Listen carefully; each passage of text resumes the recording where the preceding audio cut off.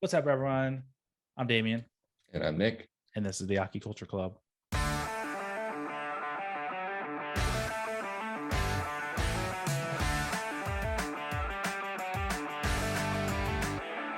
What's going on, boys and girls, and everybody in between?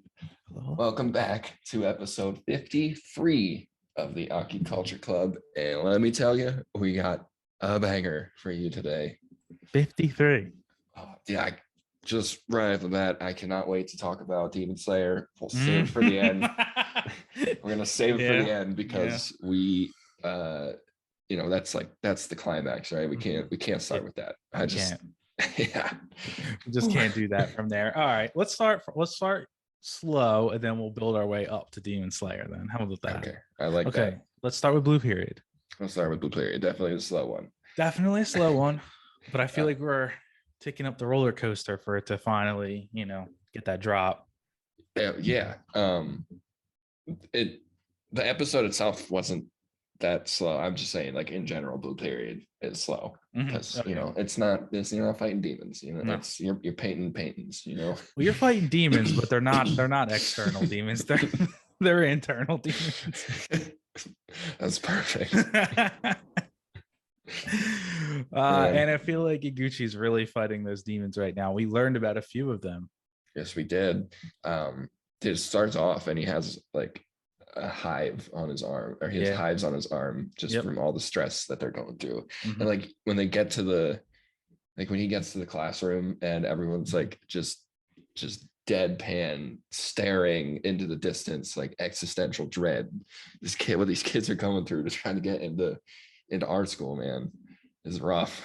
Yes, and everyone in the Japan at this age period, I guess, they're all going through it right now. Like they are all looking to do their best because this is what's determining their future. It's not as lenient in America where we're just like, we're gonna go here, and then you're like, actually I want to go to this school instead, and I want to study this and change my major. It's from what I know, which isn't very much.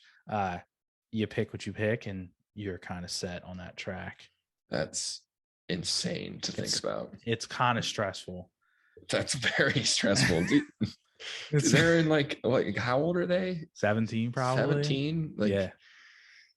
I still don't know what I want to do. I didn't know then, and I still don't know now. Could you imagine if you were 17 years old and you had to pick? Like, what would you do? I mean, we kind of picked, like we had to pick a major. Yeah. You changed your major though, didn't you? Yeah, I didn't pick my major. I didn't fall. Yeah, I was 19 years old. And it took me a full semester of college to be like, this is ass. I don't want to do this.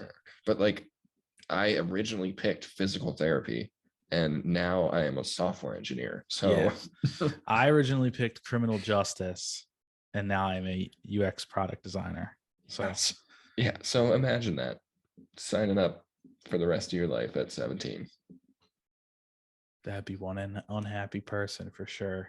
You better love what you pick. You better. And that's why I think it's weird. I don't know. It's weird because it seems like these kids kind of do things in Japan. Like they all have their extracurricular, but then they also do in America. It almost feels like you don't get a hand at what you want to do when you're in high school. Mm-hmm. You're just shooting in the dark, which I guess is okay because then it's lenient enough to choose differently. But in Japan, in their high school, it seems like they're doing these work study programs and they can explore the thing that they're interested in like well before even high school, Mm-hmm. Yeah. So, art club is how he got into it. Exactly. And it was always like, hey, you can do this as a study and then as a career. Mm-hmm. In America, it's almost just like, oh, we're not doing, like, you can fuck around and do whatever you want, but like you got to pick something eventually, and then you're like, okay, I guess I'll do this. Mm-hmm. Is education free in Japan? No, that's the whole reason he's trying to get into the school he's getting into, because it's public. Yeah, I'm not sure like how their college system works. Like, I don't think it's as expensive as America, but I don't think it's necessarily fully free.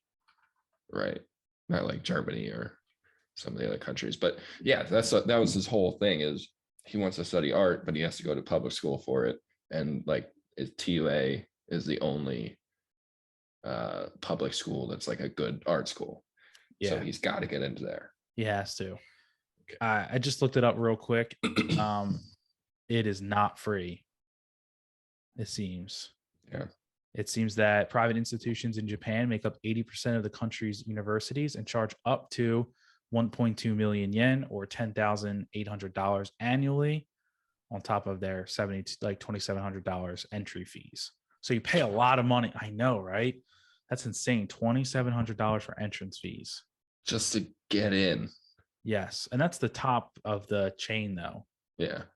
Like that's like saying I would guess like Harvard, Yale, Brown type of institutions that they have. Yeah. Man. I could be wrong though. I'm kind of like talking and looking at the same time, but it seems like way more attainable because like $10K a year plus scholarships is much easier than $50K a year plus some scholarships. Like I think you and I would both agree that we would much have rather paid $10,000 a year. Yeah. Yeah. $5,000 a semester. That would have been nice.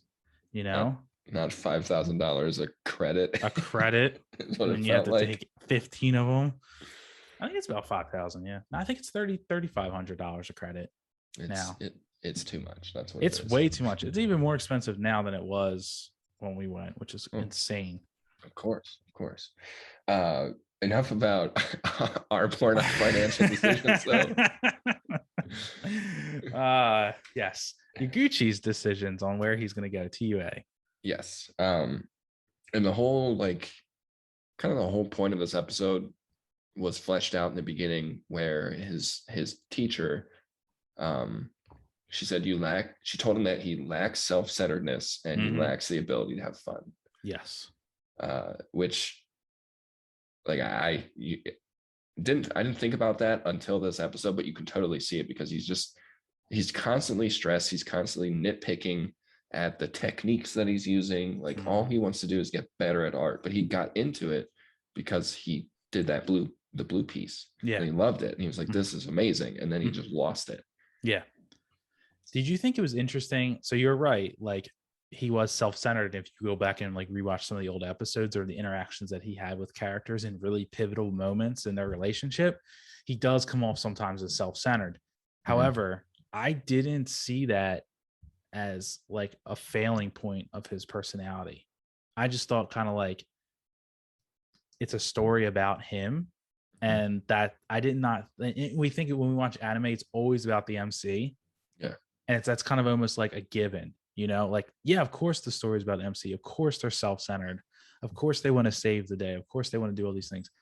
And I really think that this episode and his instructor calling him self-centered actually made me pump the brakes and be like, oh, okay. Like he is.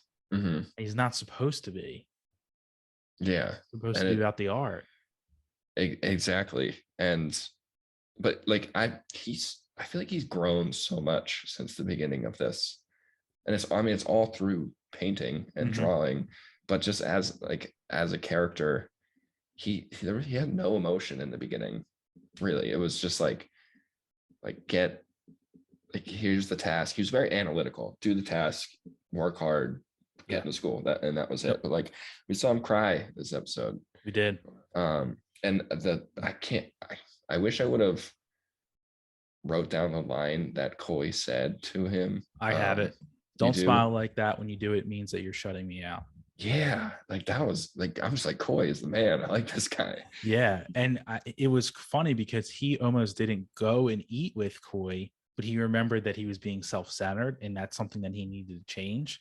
And his direct action led to him receiving that bit of feedback from a close friend. You know, it's funny how like once you start taking the advice that those around you that you trust, and you start saying yes to things, or you start doing things like holding boundaries, even life starts to change really fast. Yeah, it's almost like, yeah, he took that dinner and broke down and kind of admitted what his faults were, which is he lacks self-confidence. He's very insecure, and that's the way he it's why he acts the way that he does. Mm-hmm.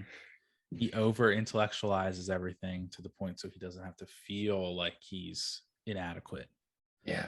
And he was like, if I make art out of fun, but it was rejected, it would crush me.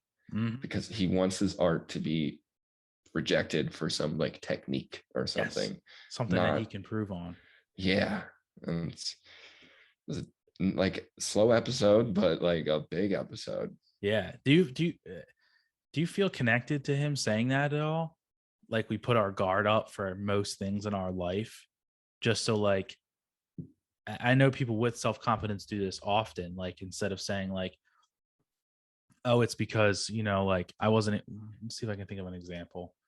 Like I'm not able to work out because I don't have the right protein powder, or I don't have the right Yeah. shoes, or I don't have the right clothes, or the gym's too far away, or it's too cold out, or it's all these things that will eventually could be changed. Now you could buy new protein powder, buy new shoes, buy clothes, but like at the end of the day, it's you just don't want to fail. Mm-hmm. You don't want to put in time and effort and work to go to the gym, and maybe you won't get the results that you need Mm-hmm. or you want. You know, it's people put up walls, man. I mean, I relate to that on a Yeah, spiritual level. same, absolutely. Yeah.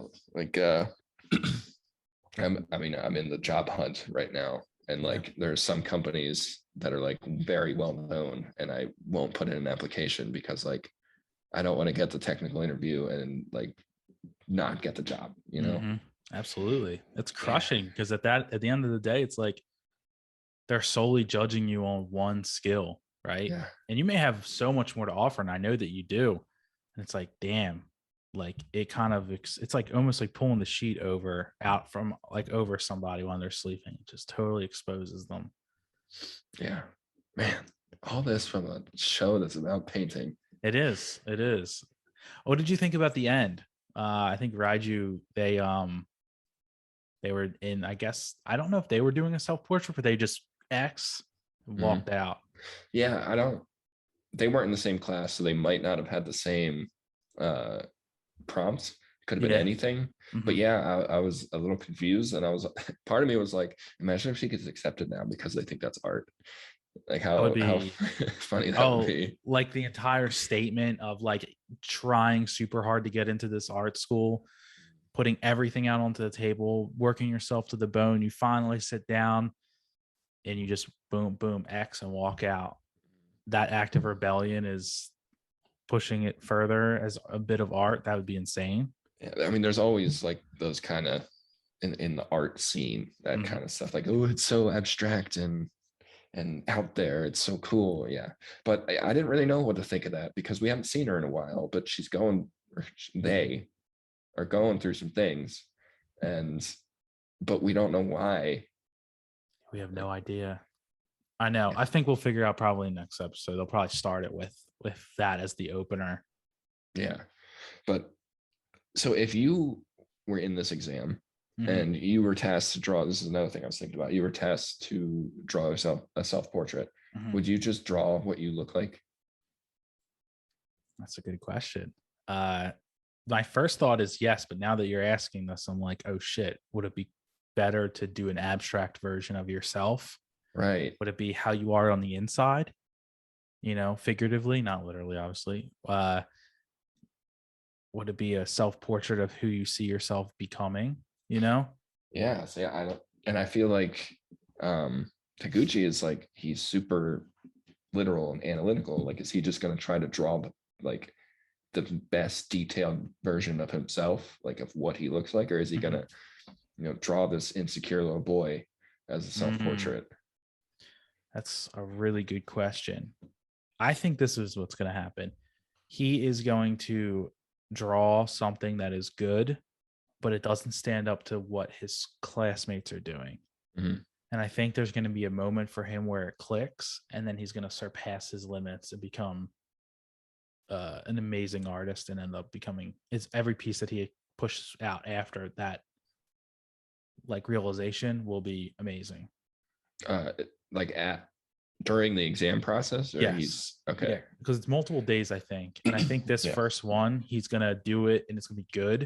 I think it's gonna be an exact representation of who he is. And he's gonna look around and everyone else is gonna have done something different. Mm. And he's gonna be like, damn, I really need to think outside of the box. Because I think that's one of the things that she said to him. Like he's obedient and he's self-centered. Mm. Um, so he's gonna do exactly what the prompt tells him, and then that's it. Yeah, which is that's not what they're looking for. No, that's not what they're looking for at all. So we'll see what happens with him. Yeah, I want to see. I want to know. I think you're spot on though. I think he's gonna draw himself. That's what he's gonna do. I think so. You remember when we did that like freshman year at college? We had to make a self portrait in digital design, but it was like you can't just show yourself. You have to like show you. Yeah. I remembered it. I actually brings a really cool memory up. I tried so hard on that project because this was like my first, like I'm in Digicom. I'm so late to the game. Everyone has done it for a semester prior. Like I really wanted to flex and I was up all night and I ended up submitting a piece for my self-portrait that ended up in the hallway next to yours for like, remember that? It stayed up for like 2 years, 3 years until they redid the inside. Our self-portrait was up for so long. Yeah. Yeah. It was cool. It was cool. It was a good memory. Yours was dude, you were Taguchi though. Like you had to prove yourself. You're late to the game. Yeah, that's exactly what it was. And it felt like that. I was like, oh shit, like I need to push my limits on this one. I have no idea how to use Photoshop. I don't know anything about design or hierarchy. I knew hierarchy exists, and I based it pretty much just off of hierarchy. You're literally Taguchi. Like you were exactly what he's doing. No, for real, that's exactly what he's doing. Yeah, he found some principles, composition, and he sticks to it. Mm-hmm. He's like, I got to improve this, and I got to make it have good composition, which is exactly what you did. Yeah, I would be surprised if he followed that same thing that I did, and he ends up getting his piece like on the wall or something as displayed. Is that why you picked this? Because it's you? No, I had no idea. I just knew that the manga was good, and then it would prompt good conversation. I didn't think of it any more than that. I promise. Oh man, that's funny. Yeah, yours was fun and abstract though. Mine had SpongeBob in it. Yeah, yours was the SpongeBob inside the brain, and yours had a zipper on the brain, right? Yeah, I remember that. Yeah. Oh. Mine was like a hierarchy photo from the side, like it showed the background was like layers of day to night, and then showed the space, showed out my like daydreaming type of stuff, and then I had a cloud with everything that I was interested in it. I thought I was proud of it. You still have it somewhere on Google Drive? Somewhere on Google Drive. Yeah, I don't know. I don't even want to go back and look for it, but yeah, I definitely still have it somewhere. Nice. Mine's in Google Drive still. I'm gonna look for it. Yeah, I would like to re-see it again. I think I'll go look for mine after as well. All right. Oh, this is what's good about this show is it prompts real conversations. It does. It really, every episode I'm like, wow, this is a slow episode, but it always has such direct correlation to what we're doing, thinking, feeling in the moment. And it's like, damn, we could talk about this. And we actually don't ever talk about the show itself because it always just prompts immediate, actual, real world examples. Yeah, like a lot more happens that we're just glossing over. Oh well, that's true. It is what it is. You come here for our takes. Yeah, that's all. That's all. Speaking of take, Mariah almost took Sakura's life. Oh, I'm glad you went into this one because I wanted to talk about this one. That's a pretty good damn transition too, if I don't say so myself. That was good. Dude, I mean, so we don't really follow the episodes in chronological order when we talk about them. But for me, what stuck out most in this episode was the end. Okay. That was rough. So our boy, old man, what's his name? Mercado. Yeah. Yeah. he's dying of cancer, and I'm Yeah. assuming he hasn't told his daughter that he's dying, and he made the wedding dress for her, and she's like, I can't wear a wedding dress right now, silly. So I'm gonna grow up and be the best bride that I can to wear your dress. And like, oh my God. And like, we know he's dying. We know he's gonna die. And it Yeah. was like that stabbed me a little bit. The mother was like, she had her hand over her mouth and was like, oh my God, I cannot tell her. I cannot tell her that this is what's going to happen. And he couldn't either. And they both played it so well. But yeah, oh, I was feeling it. So I was feeling that a I little was bit. feeling some type of way when he did that. I was like, damn, that is sad. And they have been alluding to his death for half of the episode. They talked about it. I mean, they went into a whole divulging on how Sakura could get wings and a white arrow. And they went through all this different ways. Like, you have to kill someone, they have to give it to you, or they could give it to you. Mm-hmm. And you're just like, oh. Yeah, he And was like, just wait for the cancer to take me, and he's you can like, have mine. yeah, precisely. And it's like, oh, geez, he's definitely dying soon. Like, I'm getting a vibe that he's dying soon.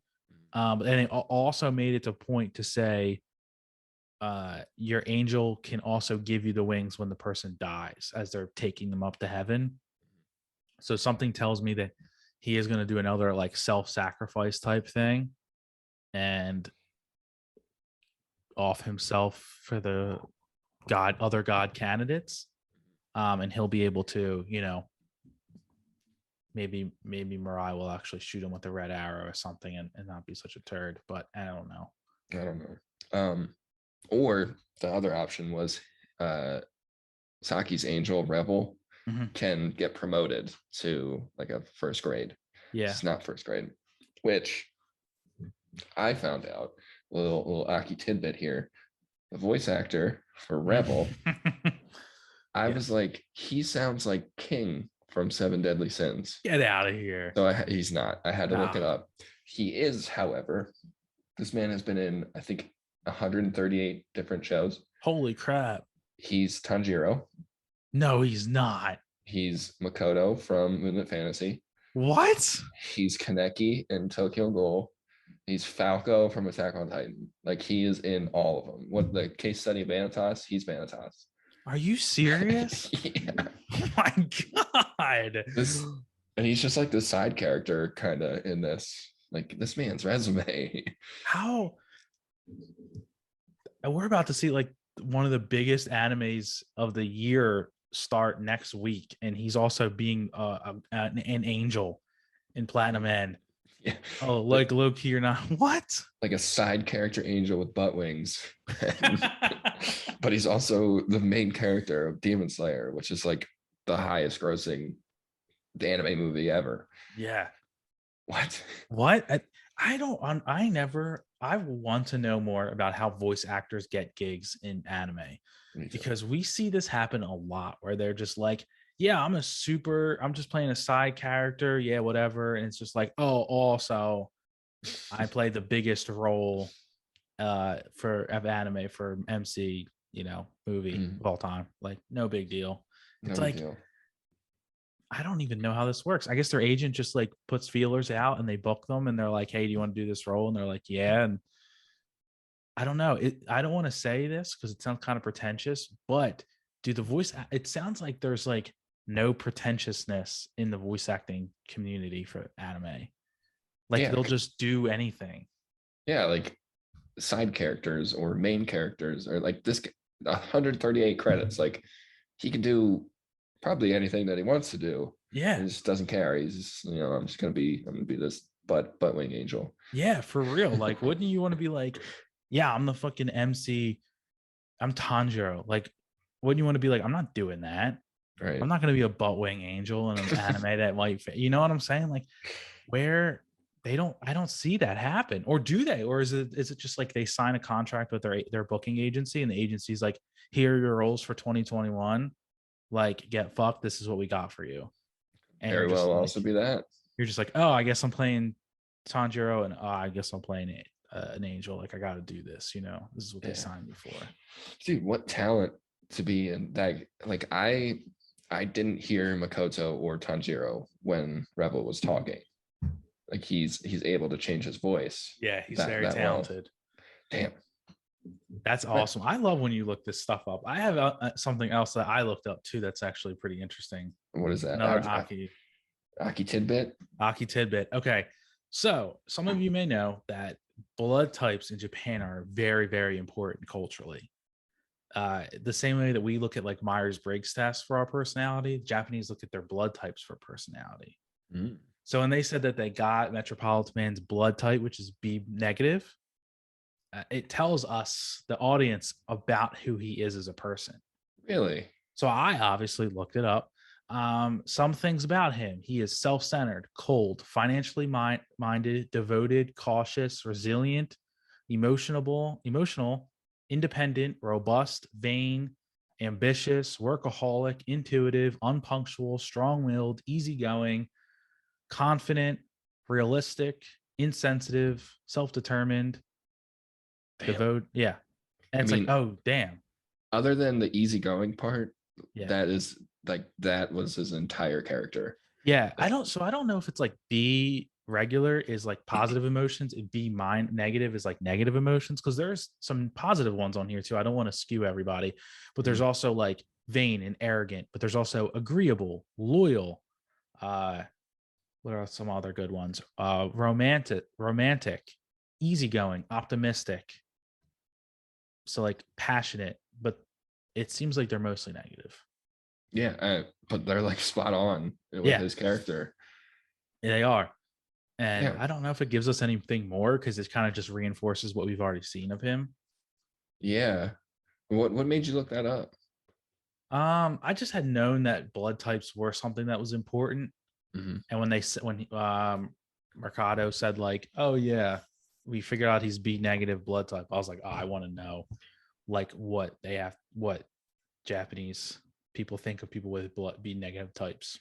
Oh, see, I just kind of glossed over that because I was like, why do we care what his blood type is? Yeah, it's not that important. Wow, I never knew that. That's so cool. I want to say like it's close to like the way that we look at astrology. Mm-hmm. Like if you're Sagittarius or something like that, you can. I have no idea what they are though. So I'm watching Saint Seiya right now, and they're trying to get a gold armor that's Sagittarius. So wow, that's a cool Aki tidbit. We should keep a list of these tidbits. We do. We probably should. We got to keep a list of them, put them on the website. It's all right. It's all right. You tune in to learn. Yeah, so we're kind of going backwards in order of the chronological order. That's okay. The big thing that happened in this episode, aside from the blood type and Tanjiro, is also Buttwing Angel. Yeah. Saki tried to kill herself, or wanted to kill herself, or wants to be dead. Yeah, that was kind of weird, don't you think? It was very weird. I'm thinking to myself, she wants him to kill her so she doesn't have to do it herself. Right. And he didn't say yes or no. He just took her up into the air and was like, I'm not going to do it, but like, this is your decision to make. And he didn't even say anything either. He just stared at her and held her there. And she spoke for him. It's like, oh, if I'm going to kill myself, if I'm going to die, I have to make the decision. That's what you want, right? And he just stared at her. And then she didn't. Yeah, and then she didn't. That was the thing about not that I didn't like. Obviously, I did not want her to off herself, obviously, but it was like such a quick transition of feelings. It was like, I want you to kill me, and then it was like, oh, I'm in the position where I need to do it myself. Absolutely not. I'm not doing it. I don't know what that says about her character. She's completely different after that. She was like gung ho, and now wants to like move out of the apartment and move into a church building, which I thought was ironic, and like use that as their base of operations now. I was like, okay, you're very different than what you were. But her whole, I mean, I'm sure there were more reasons, but like what it showed, her reason for wanting to kill herself was because she bullied Mirai, and then she wanted to apologize to him the day that they graduated middle school. And that was the day that he killed himself. And she saw that happen. Yeah, that's also true. We didn't think about that. So it's like he is the reason why she wanted to take her own life, Yeah. and he is also the reason why she wants to live, because he like forgave her or accepted her. Yeah. Yeah. It's weird though, because she was almost like a bystander in the bullying of him. Right. And I don't want to excuse like that type of behavior. Like if you're a bystander and someone else is like bullying like that, yeah, you are just as bad. Um, but it's almost like, I don't know, it's weird. Like, yeah, what you did was kind of screwed up, but like also he's now alive because of it. Mm-hmm. And now he has something to fight for, and he's seeking out happiness. And it's almost just kind of like, can't you kind of see the good or the silver lining on what happened? I don't know. Yeah. I don't know if that's kind of like a bad way of thinking about it or looking at it, Yeah. I don't know either. This was like a touchy, like a lot in this episode. It was. Yeah. Also, why was Revel trying to cockblock in the beginning? Because she's like, I can only tell you something, but we have to sleep together. And he's like, oh, you can't sleep together. And then Nase was like this is an important moment in a human's life to share a bed with another. And Revel was like all against it. He's like playing like the concerned older brother. It's like, you're an angel, man. Let them do what they want to do. They Yeah. tried to kill themselves already. I think it was the concerned older brother type vibe right there for sure. That's what I got out of it anyway. Yeah, and then Nazi's just like, do it. Anything you want to do, just do it. It doesn't matter. And then she turned Consequences. and she's like, "You're making me mad right now." And that's And kind of funny. I was like, "Oh shit!" You never see her mad. Never. So she's like, "Yo, shut up. We're doing that. Let them do it. Let them do it." Yeah. I don't know what's gonna happen next episode. Like, it didn't really leave us with anything. Here's what's gonna happen next episode. They're getting their new gear. Metropolitan Man's gonna track them down. They're gonna start to formulate a plan to how to take him down. Episode after that. Oh, go ahead. Also, his classmate knows who he is. That Oh was like in the yeah. very beginning. We just glossed over that too. Yeah, for real. Yeah, we kind of just skipped right over it. Yeah, his friend for some reason was like, "Oh shit, you're Metropolitan Man. I can tell just by like who you are." You're like, "Damn, that's wild." You're like, "Okay, he's definitely dying eventually." Yeah. Because he don't give a shit. Like you are gonna get hit with a white arrow immediately, or you're gonna get hit with a red arrow to be used as bait for them to come and save you. So good luck dying. Yeah, that's pretty much it. The rating did not drop this week. Oh, good. I'm so glad that you're on top of that. Still 4.5. Still 4.5. Still. I think it'll stay there. I think it will too. I can't see it going below 4.5. Yeah, it's not bad. It's not a bad show. It's just slow. And don't agree with a lot of things the main character does. But other than that, it's pretty good. Yeah, and also some of the CGI is kind of trash. Yeah. Like you can't like sometimes I see like CGI and I'm just like, I can tolerate it like I can in Demon Slayer. Stuff like in The World's Finest Assassin, like the CGI for the chariot. I'm just like, I hate that so much. It's a good segue into The World's Finest Assassin. You know it, bro. I got you. So Damien's specialty is segues. I'll take it right in. So we found out he has been in Mill 2 for 2 years now. Yes, which is the amount of time that he was required to be there. Yes. So 2 more years have passed. He is 14 years old, which means he's got 6 more years until the hero needs to die. Was it 18 or 20? I don't remember. I don't know either. Oh wait, I think it's 18. It is 18. I was thinking 18 and math. Yeah. Yes, he's 14. So he's got 4 more years, and he even said something. It was like, "Oh, the monsters are starting to come where people are. That means the hero is about to show up." Which I didn't get that. I didn't get that either. Is that the wolves? Yeah. I thought they were just like a little like a bit of information to show how far Tart has come as a warrior. That's kind of what I got out of it. Like I thought we were just kind of show Tard off a little bit, but Yeah, that's what I got. I did not for a second think like, oh, this is how we're gonna fight these guys. Like, or no, this is. I thought it was how we're gonna fight these guys. I didn't think, oh, the hero is now close. Like, I did not. Why would that be a thing? How would they know that that's a thing? maybe in the beginning when the goddess was like explaining, Mm-hmm. she might have been like the hero defeated all the monsters that were Mm. maybe, I don't know. Yeah, I didn't really get it either. Yeah, it's weird.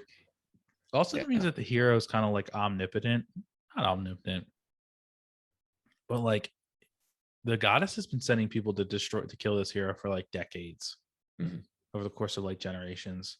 So this is not like someone who's like they've been around for a really long time. Right. Hmm. But yeah, Yeah. kind of Uh, slow, kind of a slow one. yeah, I mean, this was a transition. They ended the arc. It was kind of just like, all right, Maha, you're going to take the reins. You're no longer a character anymore. Take over the merchant, and then like right of choice, like writs of choice. It was pretty much just like the the whole point of the episode was so he can make a choice on whether he wants to become a merchant full time or become an assassin full time. Mhm.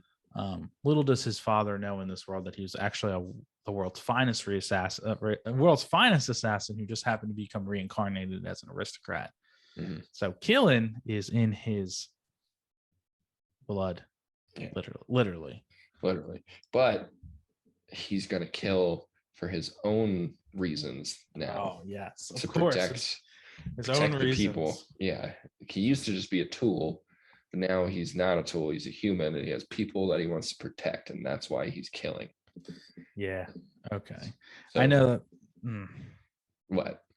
I don't know. It just feels like you're not really protecting anyone or anything. You're kind of just like just doing the jobs that are assigned to you, and you're just following through with them. Like there's been no difference between the jobs that he held when he was back in the old world to just getting assigned jobs to like kill aristocrats in this one. Yeah, because like I'm assuming it was the government that would give him jobs the last time, and now it's like the kingdom, which is Yeah. the government, gives you jobs to protect the kingdom instead of to protect the country. It's the same thing. Yeah. It's the same. It's the same thing. I really don't see any different, and he can try to rationalize it in the show any way he wants, but it's kind you're just doing the bidding of whatever power they may be at the time. Do you think he was bluffing about about his happiness, like he's finding happiness, and about loving Dia? Like he said he's in love with Dia and he wants to marry her, but he has to be a noble. Like, was that when just when he said that, I immediately did not believe him. right? Like I don't believe I honestly, I want to say this out loud. I don't believe almost anything that he says or does. Me neither. But so like to play devil's advocate, because I didn't believe it for a second. I'm like, what's your, are you playing chess still? Yeah. But she is the only one that we didn't see him like manipulate her. Mm-hmm. It was just like a natural relationship that happened Yeah. between the two. Do So you need maybe, do you think us as an audience need to see the inner workings of his mind to like approve that he's manipulating her? Like we knew he's manipulating Maha and Tart and the father. well, so we didn't see him. I don't think they explained him manipulating Maha, but we were like, yeah, he just manipulated her by Yeah. saving her. Whereas with Dia, it was natural, it Yeah. seemed. No, that's true. It did feel natural, and he never said anything or alluded to anything as of manipulation. Um, Yeah. Or maybe it's a 4D chess move because he knows that if they marry, they'll have children and they'll be super powerful. yeah, that too. And maybe that's his like you said 4D chess. Like, what if he works his way up as an assassin? And yeah, exactly what you said. He just Yeah. becomes super powerful in the world, and then he ends up killing the hero that way, or maybe he, uh, I don't know, ends up What killing the goddess. what is the end game? Like it's to defeat the hero, but like does he get to continue living his life after that? I have no idea. Goddess never said, and honestly, I don't think she even knows because she sent so many people to kill this hero and they've all failed horribly. Mhm. That it's like almost one of those things when Plankton was like, I don't know, I didn't think I'd get this far. Like it almost feels like she'd be like, you did it. What I don't know what happened next. I didn't think about that. I mean, I could foresee like as a reward, you get to continue living your reincarnated life. Oh. Maybe it's like as a reward, you can go back to your old life and I'll make it so you don't die. Or I don't know. Oh. Hmm? That would be a very interesting like caveat. And I think that he would choose to continue to live the life that he's in. Yeah, I mean, I would. It's got magic, man. Yeah, he's got magic. That's pretty rad. I'm not gonna lie. So I would choose that too.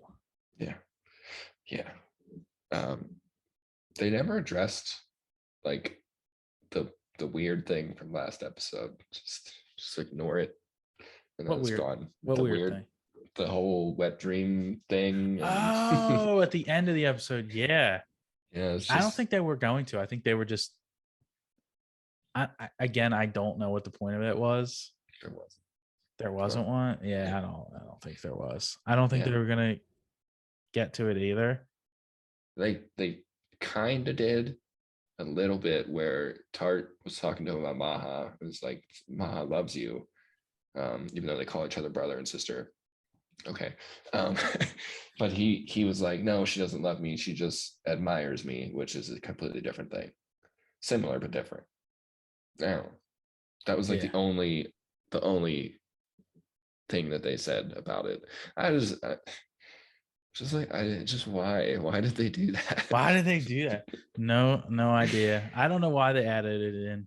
Who knows? Yeah, I But it was was hoping, weird. Yeah. You were hoping that they were gonna go over it.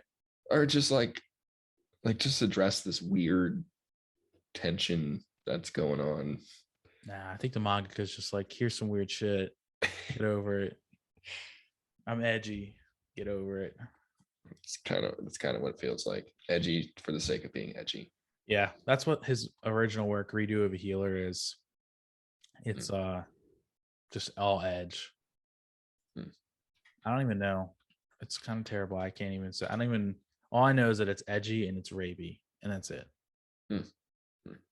I mean, other than that, I'm really enjoying the show. Yeah, me too. I'm excited. It kind of sucks. I feel like I say this at the end of every season as we approach. Um, there's only a few episodes left, so I'm interested. I don't know if they'll actually kill the hero all in one go. Like, hey, you're 18 now, 4 years time skip in 2 episodes. Time to fight the hero, resolve the whole story. Like, I don't know if that's what's gonna happen. I can't see it. Because like in the very beginning, we had that flash forward, and he's killing sex traffickers with Tart and Maha. It's like there's a lot that has to happen Oh, I still. totally forgot about that. Yeah, in the very beginning, he has like a sniper rifle.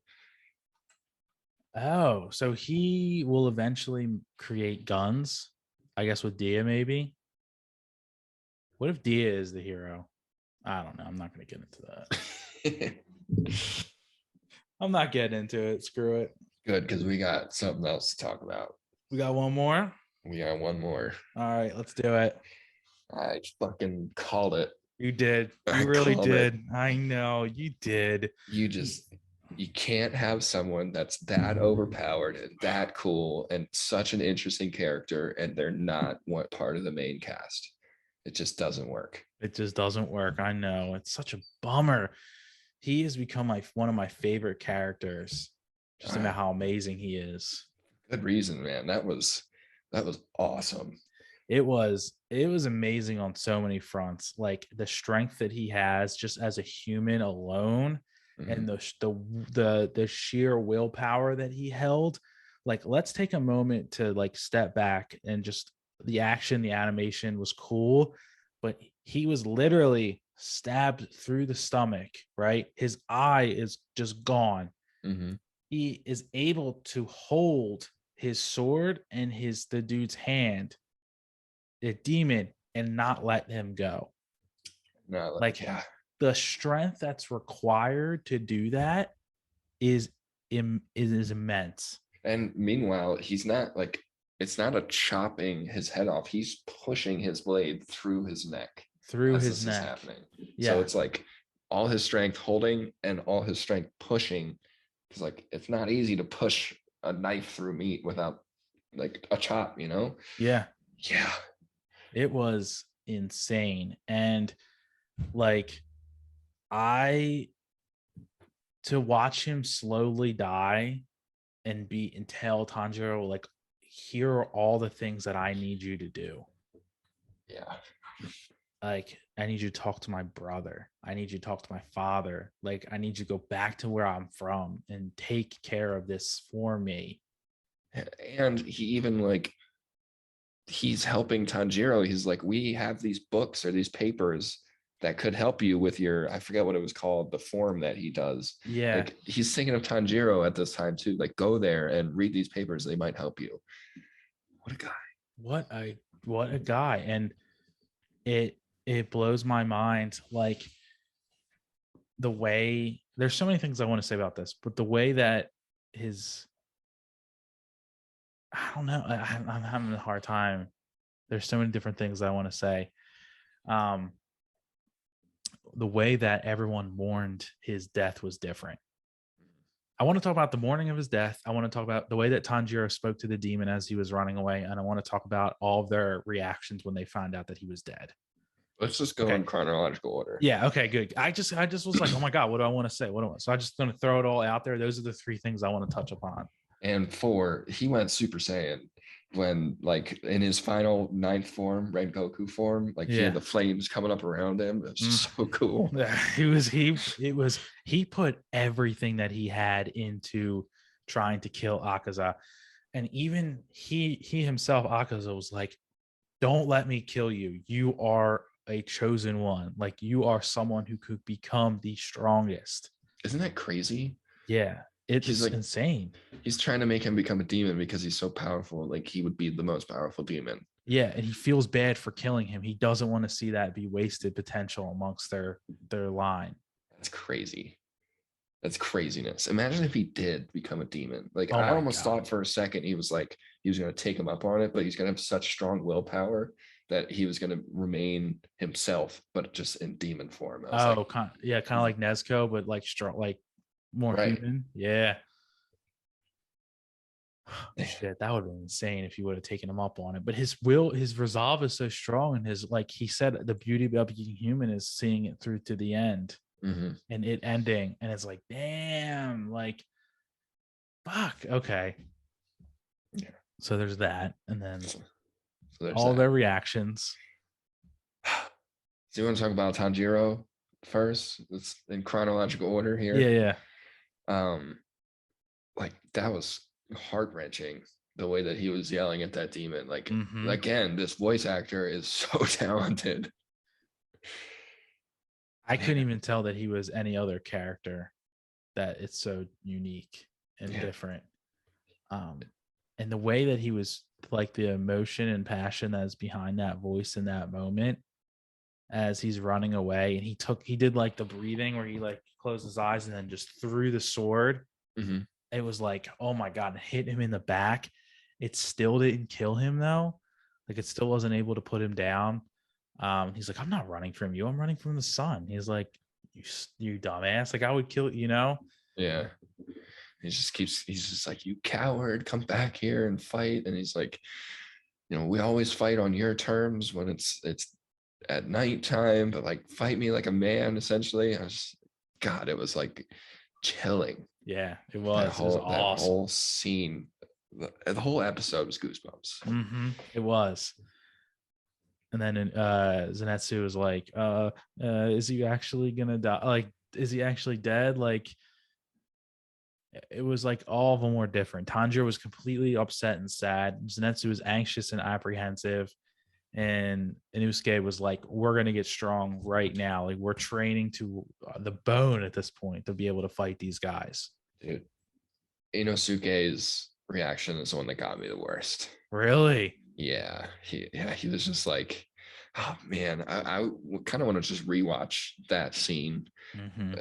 He was like there's no point in crying or getting, like, everybody dies, everybody goes back to the earth, it doesn't matter if you have regrets. And like he's like trying to be strong and not cry, but he's like very clearly crying. And that, like, and then yeah, when he was just like, get over here, we're gonna train, like to mask his emotions and like to deal with the pain that he's in. He's like, we're just gonna train right now. Yeah. Like it just hit hard. We're going to work super hard and put ourselves through our own pain to kind of shoulder the pain of the emotional of losing Rengoku. Yeah, the way that they each process it was different. Yeah, it was. And I thought that was like really interesting little detail. Yeah, man. And like the just the speech he was giving, and like he died with a smile on his face. He did. And then what you said, like you see all the different Hashiras process, like you could see them find out, and like they're all affected in different ways. But they're all really affected by it because he was like such a loved person. They all loved him, exactly. And it's actually really interesting as we were rewatching their Hashiras. I'm like, damn, these guys are, some of them look like assholes. You know, like they look like jerks. And I really want to see, it made me super hyped to see them fight. Like what we're going to see them in the next, like in this next arc, because I know we're following the one with the flamboyant with the diamonds hanging from his head. My only thing is, like, Rengoku was obviously one of the strongest of their group, right? One of the strongest Hashiras, I'm assuming. I think they don't really say. Yeah, we just kind of assume it. Yeah. And he wasn't able to kill the third highest demon. So that shows, like, that kind of makes me a little nervous almost. And I think, can I show you my Demon Slayer box real quick? Okay, because this is what I wanted to talk about.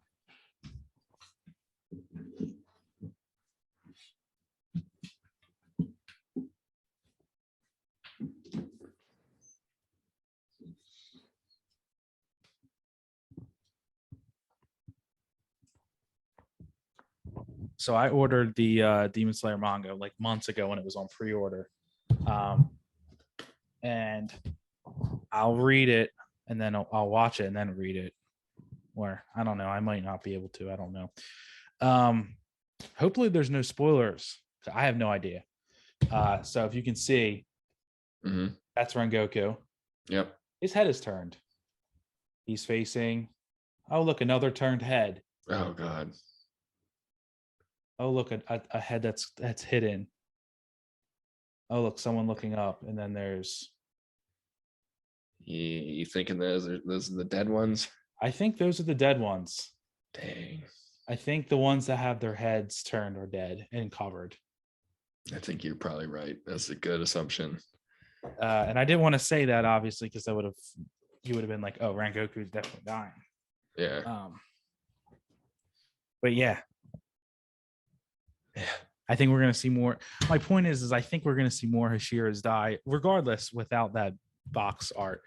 I was certain that more of them are gonna get killed. Yeah, me too. I don't think they're capable of living. No, there's no way that they're all gonna survive. And I also, like, I don't think this show is gonna be like the MC becomes the most powerful and defeats the big baddie boss. I don't think it's gonna work out that way. I fully agree with you. I don't think that that's what's gonna happen.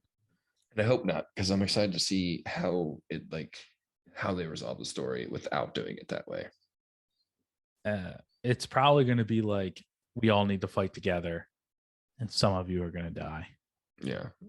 Can I tell you, I found one spoiler, my very, very light spoiler. Very light, yeah, sure. So I had to look. When Rengoku was talking about his technique, it's like Hanagake something like that. He's like, and you can find information on it. I didn't realize that they were talking about his technique. I was like, what is, because they mentioned it twice in this episode. Well, Tanjiro was like, every time I use Hanagake, whatever it was called, I can't move afterwards. And then Rengoku was like, go find these papers and they'll tell you more about it. So it's like, what is this? Because I mentioned it twice. It's his, do you want to know? Yeah. It's his breathing technique. Yeah. Right. But it spoiled a little bit about it. Do you want to hear what it is? Oh, it's kind of cool. When do you think we're going to learn it? Do you think it's going to be like in the entertainment district arc when he goes and talks to his dad? I think the papers might tell him about it. Yeah. Yeah. Was the former Hashira prior to Rengoku's dad, Tanjiro's dad? Oh, I don't know. Okay. It's not nearly as much that spoiler. Okay. Yeah, let's hear it. Fuck it. So it's called the sun breathing technique. Okay. And it is the original breathing technique, which I thought was really cool. Which that sun dance that his dad does, yeah, is the original breathing technique. Yeah, I think his dad was. I think just based off the papers that Rengoku's dad was constantly reading, and the fact that Tanjiro's dad knew the sun dance but never actually taught him a breathing technique, made me think that his dad was the original Flame Hashira. Could be.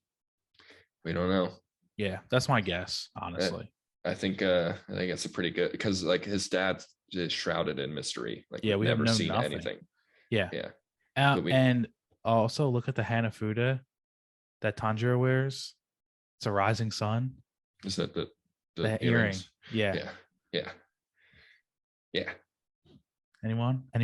Yeah. So, which that made me to believe where I just said I don't think the MC is going to be the most powerful and slay the baddie, but also since he knows the original breathing technique, it could be like when Zuko learns. Did you watch Avatar? No. Oh, no. Spoiler, but not really.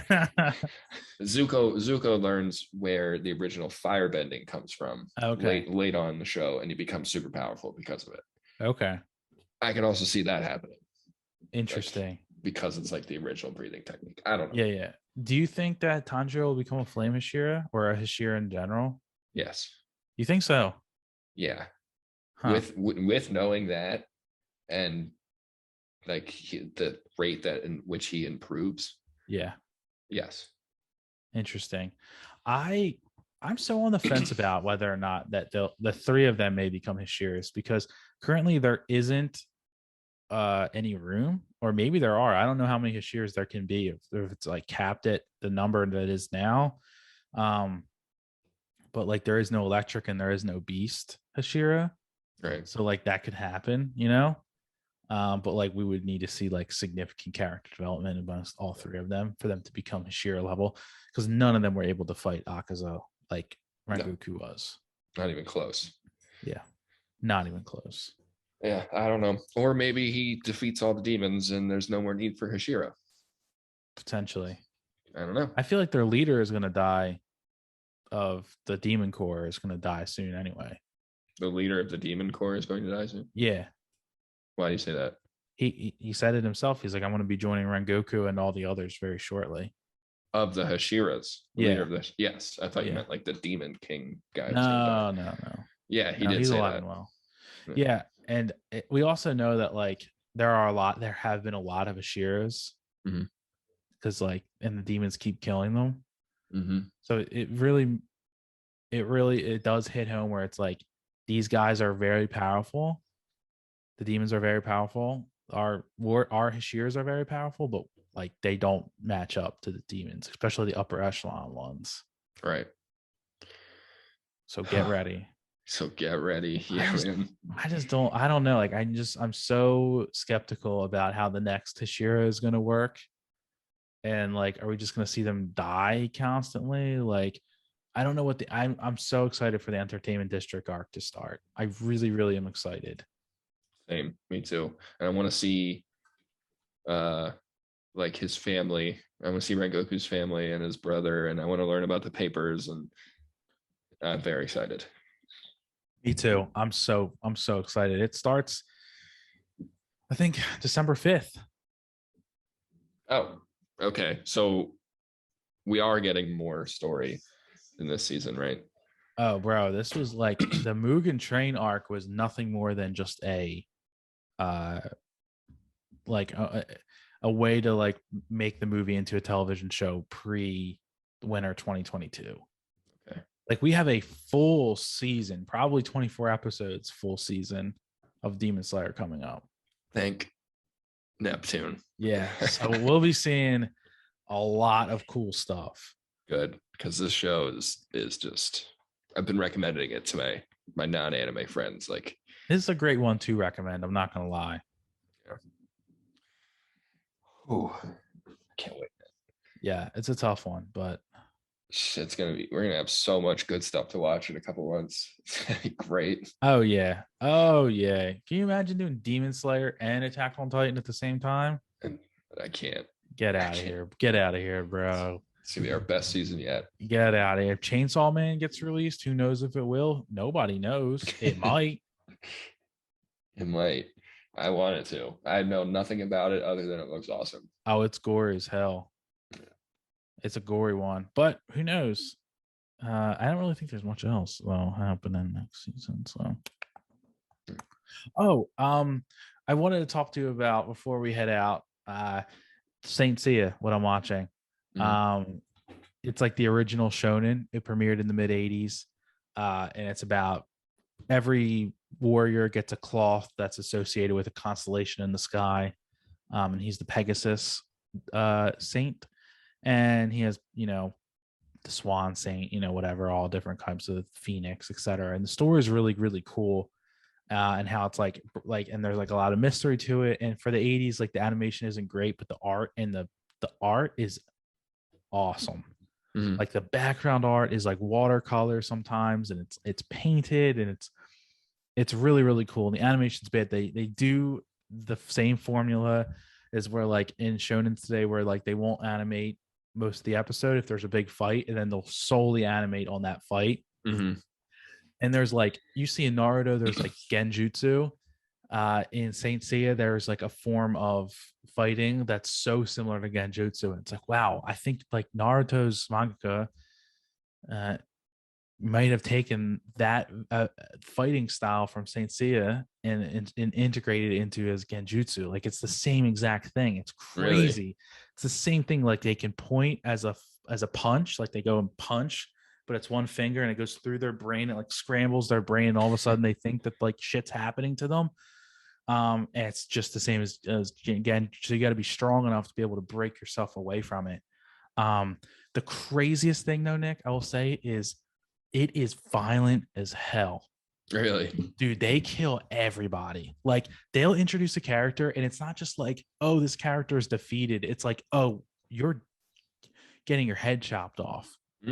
Oh, like you're getting turned to stone and you're getting crushed. Oh, you're going to get putting on an upside down cross out into the ocean, and we're going to let the high tide just fucking drown you. What? We're going to push your body into a volcano, and we're literally going to see the volcano melt the skin off of your body as you're screaming as the volcano. Like one dude got picked apart by crows. Like, jeez. Dude, one of the dudes, I don't want to like spoil what happens. I won't tell you what happens, but another dude fucking rips his own eyeballs out of his head to fight. What? And it is insane. It's like before I started it, I had read that cartoon, like this showed on Cartoon Network, but they took it off because it was too violent. And I'm like, it's in 1985. Why was it too violent? Dude, it is violent, bro. Violent and bloody, and people just get murdered. Dude. And it's like, it's either they're getting murdered or they're getting severely maimed. Jeez, dude, 1985, like nobody cared about anything. So for it to get taken off then, I know, right? Like, dude, dude, the main characters get maimed. I'm just putting that out there. Wow. Like, you know how like main characters get hurt, like in Naruto or like whatever, and you're like, okay, and then they're like they can heal, or there's like some component, like in My Hero Academia, they have like the nurse character that can just heal you after you get almost beaten to pulp. Yeah. They don't have that. Like you just get your ass whooped and you have to like heal yourself traditionally. Dang, this sounds like good. It is good. I'm on episode like 41. I'm watching so many a day, 5 a day. I watched 7 yesterday. Dang. I know, it's crazy. So I'm about to watch 5 more actually as I eat dinner. Nice. But the thing is I'm just translating this full steam ahead to Naruto once this is up and December 14th. It's cool when you watch an old show like that and you can see like where other big ones, take inspiration from it. That's really cool. It is really cool. It makes me even more excited to watch Naruto because I know the shonens today are definitely taking cues from a show like Naruto. You can't do that without paying homage to Naruto. Right. Whew. Man, what's it called? Saint Seiya. Saint Seiya. I'm gonna have to check it out. We'll see. Seiya. The first few episodes are interesting. They power scale like crazy. Yeah. And it's not bad. Like they get stronger, but the villain in the first 2 episodes is like nothing compared to the villain in like the 40th episode. So like I can only imagine the villain in the 80th episode is going to be even crazier. That is typical shonen. Yeah, exactly. So yeah, true that. Yeah. Hopefully they don't write themselves into a corner. I hope not. There's like more than 200 and some episodes, so we'll figure that out. All right. Ooh, dang us. Episode 53, man. 53. Thank you so much for coming to our 53rd club meeting. We're your two wannabe weebs where we detail the season's newest shows and an analysis of old favorites. You can find us at akiculture.club or at Aki Culture Club on social media. And that's it, man. There's only one way to end these. Peace out. See ya.